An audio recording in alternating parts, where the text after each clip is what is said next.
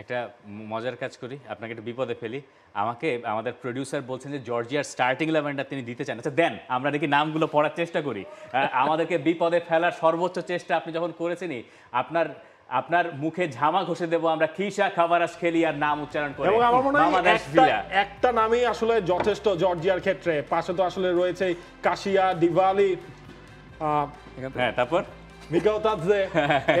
মিকাওতাদজে, exactly. আমরা যারা ভালো খেলেছে ওদের নামটাই বলবো। মনে হচ্ছে কাকাবাদজেও রয়েছে। এবং সবকিছু মিলিয়ে এই হচ্ছে জর্জিয়ার স্টার্টিং 11। নিজ দায়িত্বে পড়ে নেবেন, আমরা সেদিকে ঝুঁকি আর নিচ্ছি না। জর্জিয়ার স্টার্টিং 11 ইনফ্যাক্ট আপনার একটা মেমেও বের হয়েছে যে কমেন্টেটরদের জন্য কতটা টাফ যাচ্ছে এই জর্জিয়ার এই 11 জনের নাম যখন তাদের পড়তে হয়। দেখেছেন? হ্যাঁ, মিমটা আমি দেখেছি। মিমটা খুবই ইন্টারেস্টিং ছিল এবং আসলে ওই মিমটাই এখানে একটু আমরা ঝেড়ে দিলাম।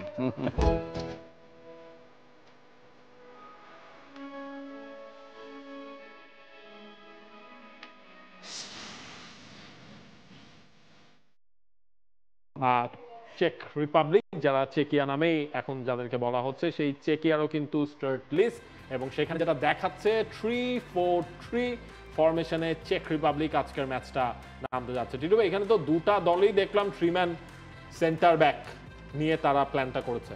হ্যাঁ, এটা হচ্ছে যে অন দ্য ব্রেক 3 জন থাকলে হয় কি যে দুই পাশের ল্যাটারাল কাভারেজটা কম হয়, সো এটার একটা রিস্ক থাকে।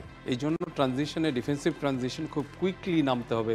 উইং ব্যাক হোক বা হোল্ডিং মিডফিল্ডার ফিল ইন করুক, উইং ব্যাক নামার আগে যদি হোল্ডিং মিডফিল্ডার ফিল ইন করে তাহলে একটা স্টপার কিন্তু উইংয়ে যেতে পারে, তখন ব্যাক ফোর হয়ে যাচ্ছে।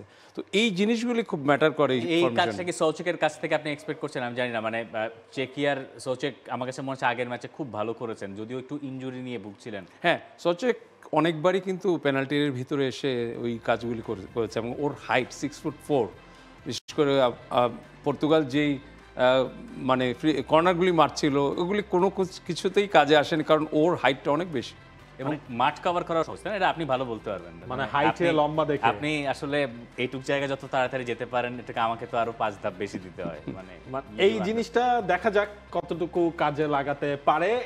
এই জায়গায় চেকের আরেকজন দেখেন, লাস্ট ম্যাচে যিনি গোল করলেন পোভন, হ্যাঁ, তিনিও কিন্তু ম্যাচে ম্যাক্সিমাম টাইম আমরা দেখেছিলাম যে তিনিও কিন্তু ডিফেন্ডিং এরিয়ার মধ্যে যেই বল যে ক্লিয়ার করছেন, ওইখান থেকে বিল্ড আপে হেল্প করছেন, এই ধরনের জিনিসগুলোতে একটা প্লাস পয়েন্ট চেকিয়ার জন্য। না, এটা সবাই মিলে ডিফেন্ডিং করছে, রাইট, আবার যখন উঠছে তখন এটা তো টিম প্ল্যানটাই তো থাকে ওইভাবে। বাট একটা জিনিস হচ্ছে যে বাড়তি যে কাজটা করতে পারে যে প্লেয়ারটা, যে কালকে যদি কানটে একটা গোল করতো, তাহলে এই বাড়তি জিনিসগুলি একটা টিমকে ওই পর্যায়ে নিয়ে যায় যে অন্যদের চেয়ে আলাদা। তো ওই প্লেয়ারকে অন্যদের চেয়ে আলাদা হইতে হলে একটা বাড়তি কিছু করতে হবে, যে আরেকজনের পজিশনটাও সে ভালো মতো কাভার করল।